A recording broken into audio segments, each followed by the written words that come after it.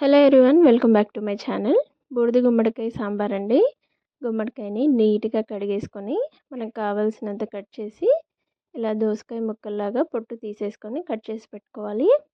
Stove పైన గిన్నె పెట్టేసుకొని ఆయిల్ వేసి ఆవాలు, జీలకర్ర, ఎండుమిర్చి, అలాగే సన్నగా కట్ చేసుకున్న పచ్చిమిరపకాయలు, కొద్దిగా కరివేపాకు కూడా వేసి వేగనివ్వాలి.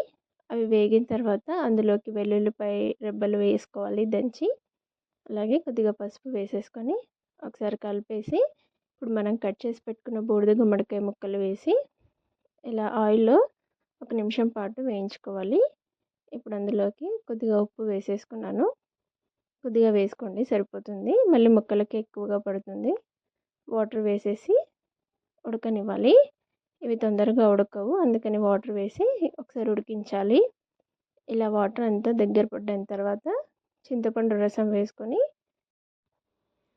చింతపండు రసం స్టార్టింగ్లో వేస్తే అవి ఉడకవండి, అందుకనేసి ఫస్ట్ వాటర్లో ఉడికించిన తర్వాత చింతపండు రసం వేసుకున్నాను. ఇప్పుడు మళ్ళీ మూత పెట్టేసి అవి మరగనివ్వాలి. ఇలా ఆల్మోస్ట్ 90% ఉడికిపోతాయండి. ఇప్పుడు అందులోకి మనం ఉడకబెట్టుకున్న పప్పు వేసుకోవాలి. నేను శనగపప్పు, కందిపప్పు కలిపి ఉడికించుకున్నాను. ఇది చిక్కగా అనిపిస్తే మీరు ఇంకొద్దిగా వాటర్ వేసుకోవచ్చు. ఇప్పుడు సాల్ట్ కూడా చూసుకోవాలండి. సాల్ట్ సరిపోకపోతే వేసుకోవచ్చు. అలాగే నేను ఇప్పుడు సాంబార్ మసాలా వేస్తున్నాను.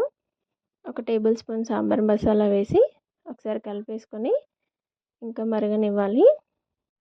కొద్దిగా కొత్తిమీర వేసుకొని స్టవ్ ఆఫ్ చేసుకుంటే సరిపోతుంది. నా వీడియో కనుక నచ్చితే ప్లీజ్ లైక్ చేయండి, షేర్ చేయండి, సబ్స్క్రైబ్ చేసుకోండి.